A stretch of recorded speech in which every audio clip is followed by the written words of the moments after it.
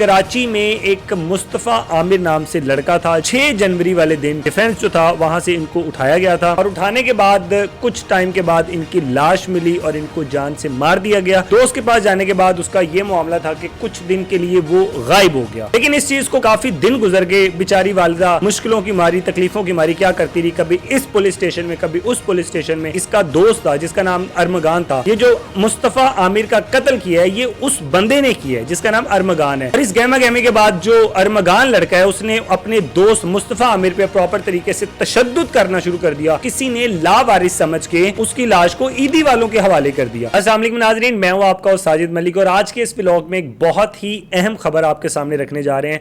और ये जो खबर है ये हमारे कराची से है। और ये क्या खबर है आपके सामने रखते हैं कि कराची में एक मुस्तफ़ा आमिर नाम से लड़का था जो कि 6 जनवरी वाले दिन डिफेंस डिफेंस जो था वहाँ से इनको उठाया गया था और उठाने के बाद कुछ टाइम के बाद इनकी लाश मिली और इनको जान से मार दिया गया।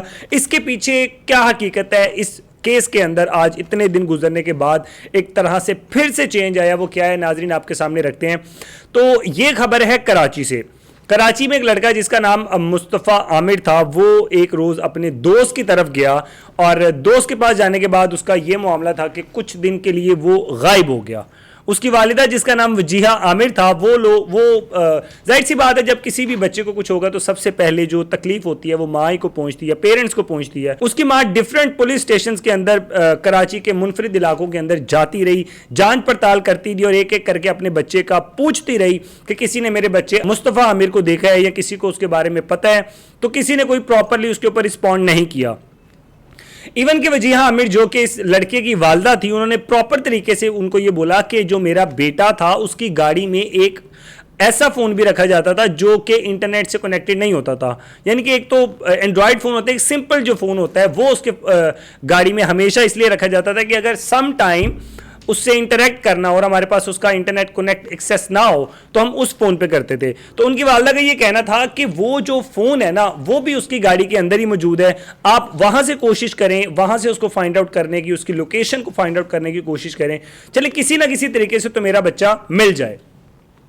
लेकिन इस चीज़ को काफ़ी दिन गुजर गए। बेचारी वालिदा मुश्किलों की मारी, तकलीफ़ों की मारी क्या करती रही, कभी इस पुलिस स्टेशन में कभी उस पुलिस स्टेशन में जाके दरख्वास्तें करती रही, रिक्वेस्टें करती रही कि मेरा बेटा आज इतने दिन हो गए घर नहीं आया, खुदा वास्ता है तुम लोगों को खुदा का कि मेरे बच्चे को ढूंढें। लेकिन कोई भी इस तरह का अमल नहीं किया गया, कोई भी इस तरह का उनको उस साइड से रिपोर्ट से कोई भी इतना एडवांटेज नहीं मिला जिस तरह का वो चाहती थी। लेकिन नाज़रीन उसके कुछ दिनों बाद जब इस केस के अंदर बहुत ज़्यादा ट्विस्ट आया, वो ट्विस्ट क्या था वो भी आपको मैं इन डिटेल बताता हूँ।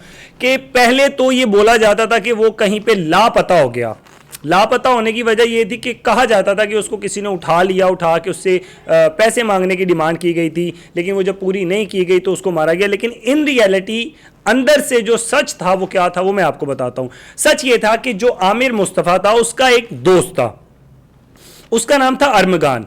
ये दोनों बहुत अच्छे दोस्त थे। अब जो अरमगान है ना ये बेसिकली बहुत लेवल पे, अच्छे लेवल पे या बड़े लेवल पे कॉल सेंटर का काम करता था। जब कॉल सेंटर का काम करता था जाहिर सी बात है वो इलीगल भी कुछ उसमें एक्टिविटीज में इन्वॉल्व था ऑलरेडी और वो बहुत ज़्यादा मालदार और पैसे वाला शख्स था।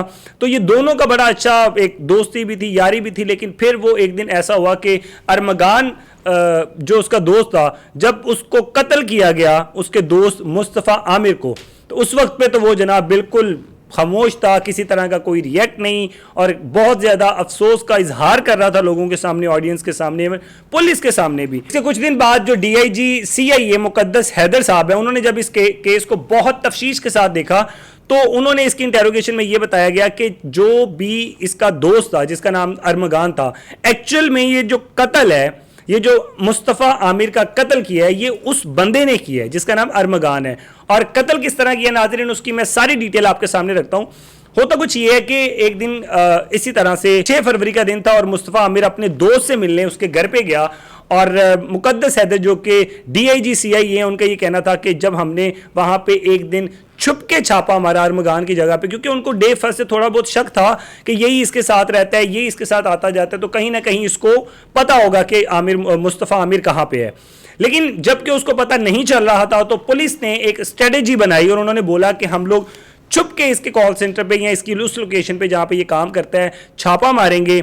और जब उन्होंने वहां पे प्रॉपर तरीके से इंक्वायरी की, वहां पे छापा मारा, तो उनको वहां से क्या मिलता है, सबसे पहले जो उनको क्लू मिला वो आमिर मुस्तफा लड़का जिसकी डेथ हो चुकी थी उसका सेलफोन मिला। अब जैसे ही सेलफोन मिला, जाहिर सी बात है सेलफोन मिलने के बाद बहुत से ज्यादा हकाइक तो वैसे ही सामने आ गए थे। क्यों? और वो भी इस तरह से मिला होगा कि क्योंकि उनका मुकद्दस हैदर साहब जो DIG CIA हैं, उनका ये कहना था कि फ्लोर पे हमने देखा वहां पे खून के धब्बे पड़े हुए थे, और जाहिर सी बात है कि इन दोनों दोस्तों में आपस में कोई गहमा गहमी हुई होगी। और इस गहमा गहमी के बाद जो अरमगान लड़का है उसने अपने दोस्त मुस्तफ़ा आमिर पे प्रॉपर तरीके से तशद्दुद करना शुरू कर दिया, और इतना ज्यादा तशद्दुद किया कि उसकी ब्लीडिंग तक फ्लोर पे। DIG CIA मुकद्दस हैदर का ये कहना है कि वो वाज़ेह तौर पे हम फ्लोर पे खून के धब्बे देख सकते थे, और उनका ये भी कहना था कि इसी लड़ाई झगड़े और छीना झपटी के दौरान हो सकता है कि मुस्तफ़ा आमिर का फोन वहां पे कहीं गिर गया हो। जब इन्होंने इंटेरोगेशन की, इन्वेस्टिगेशन ने छापा मारा, वहां पे इन्वेस्टिगेट किया, तो इनको उस इन्वेस्टिगेशन के दौरान जो फोन मिला था वो आमिर मुस्तफा का वो वाला फोन था जो वहां पे लड़ाई झगड़े के दौरान गिर चुका था। उसके बाद जैसे ही उनको फोन मिला, उन्होंने सारी चीजें उसमें से चेक की, तो सीधे सीधे जो शक था वो जा रहा था अरमगान पे, क्योंकि अरमगान ने ही उसको मारा था। बाद में उन्होंने इंटेरोगेशन के दौरान उसके 2 मुलाजमीन को भी पकड़ा, उससे भी जब प्रॉपर तरीके से सख्ती के साथ पुलिस ने अपने तरीके से बातचीत की तो उनका भी बयान सेम था कि हाँ वो मुस्तफा आमिर यहां पे आया था और यहीं से ही ऑनवर्ड वो आगे गया है। तो वो किस तरीके से गया, इन्होंने ऐसे किया कि लड़ाई झगड़ा करने के बाद उसको गाड़ी की डिग्गी में डाला, और गाड़ी की डिग्गी में डालने के बाद वो इसको लेकर बलूचिस्तान वाली साइड पे चले गए, और वहां जाके इन्होंने गाड़ी समेत इन्होंने उसको उसी वक्त आग लगा दी। जब जैसे ही उसको आग लगी, गाड़ी को भी आग लगी, जाहिर सी बात है इंसान कहां बचता है, बंदा हुआ हो गाड़ी के अंदर हो, उसकी मौके पे ही वहां पे मौत हो गई आमिर मुस्तफा की। इन लोगों ने क्या किया, इन लोगों ने बाद में वहीं के जो पुलिस अफसरान थे उन्होंने वहां पे देखा यहां पे आग लगी है ये वो, तो किसी ने लावारिस समझ के उसकी लाश को ईदी वालों के हवाले कर दिया। ईदी वालों ने क्या कहा कि यार इनका कोई वाली वारिस नहीं है, कोई इसका पता नहीं चल रहा होगा, उन्होंने भी एज सच उसको वहां पे दफना दिया। लेकिन जब ये प्रॉपर तरीके से इंटेरोगेशन की गई, जो मुकद्दस हैदर साहब हैं DIG CIA के जो इंस्पेक्टर हैं, जब उन्होंने प्रॉपर तरीके से इसकी इन्वेस्टिगेशन की तो उन्हें ये पता चला कि ये कोई भी इस तरह का कोई पैसे के एवज ये काम नहीं किया गया, बल्कि पर्सनली तौर पे ग्लिच था, और जिस ग्लिच के बिहाफ पे उन्होंने अपने दोस्त को इस तरह से कत्ल किया। और नाजरीन ये कत्ल इस तरह का था जो दोस्ती के नाम पे जानसा दे के अपने सिर्फ शायद कोई पर्पज हो या मतलब हो उस बिहाफ पे अपने एक सगे दोस्त को मौत के घाट उतार दिया। DIG CIA मुकद्दस हैदर का ये कहना था कि अब हम उनकी जो लाश है उसको वहां से निकालेंगे और प्रॉपर तरीके से इससे पोस्टमार्टम करेंगे, और जिससे मजीद इसकी डिटेल का पता चलेगा कि किस किस तरह का तशद्दुद मरने से पहले मुस्तफा आमिर के ऊपर किया गया है। और इसी के बाद उनका कहना यह था कि जो भी जिस भी तरह का इसमें गुनाह में शरीक होगा उसको सजा मिलेगी, और उसको फौरी तौर पे अरमगान जो उसका दोस्त था उसको पकड़ लिया गया, और पकड़ के जब उसको जज के सामने लेके गए तो पुलिस ने रिमांड की, उसके साथ डिमांड की कि हमें कुछ दिन चाहिए इसके रिमांड करने के लिए, लेकिन जज साहिबान ने फौरी तौर पे ये कत्ल का केस था तो उसको रिमांड की इजाजत नहीं दी। अल्टरनेटिवली उन्होंने उसको डायरेक्टली जेल के अंदर कन्वर्ट कर दिया। अब वो भी जेल के अंदर है और उसके 2 जो मुलाजमीन थे वो भी अभी पुलिस की गिरफ्त में है। नाजरीन ये था आज का व्लॉग, ये थी आज की खबर। इसी तरह की मजीद अपडेट्स के लिए हमारे साथ रहिएगा, और कमेंट्स बॉक्स आपके सामने है, किसी भी तरह की कोई बात हमारे से करना चाहते हैं तो हम आपके साथ अवेलेबल हैं। इसी के साथ अपने होस्ट को दीजिएगा इजाजत। अल्लाह हाफिज़।